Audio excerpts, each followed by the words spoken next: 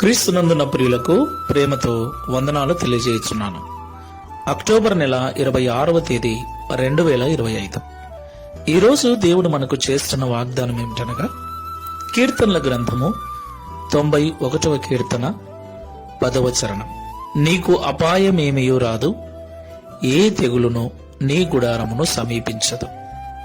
ఆమేన్.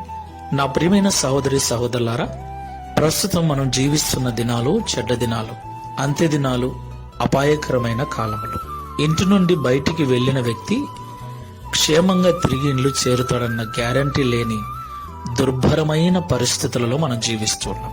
ఒకవైపు ఆర్థికపరమైన ఇబ్బందులు, మరొక వైపు ప్రమాదాలు, మరొక వైపు తెగుళ్ళు, రోగాలు, చీడలు, పీడలు, రకరకాల పరిస్థితులు మానవ జాతిని చుట్టుముట్టి ప్రాణాలు తీయటానికి పొంచి ఉన్నటువంటి పరిస్థితుల్లో మనం జీవిస్తున్నాం.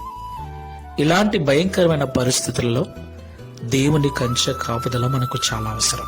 ప్రభు ఈ ఉదయకాల సమయంలో నీకు అపాయమేమియో రాదు, ఏ తెగులునో నీ గుడారమును సమీపించదు అని వాగ్దానం చేస్తున్నాడు.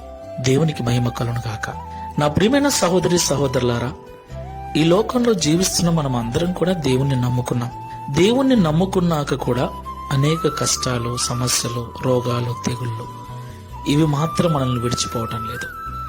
వాటి కొరకు చేసిన చేతుల కష్టార్జితమంతా హాస్పిటల్లో పాలైపోతుంది. ప్రియులారా, దేవుణ్ణి నమ్మిన తర్వాత ఇవన్నీ ఉండకూడదు కదా అని మనం అనుకుంటాం.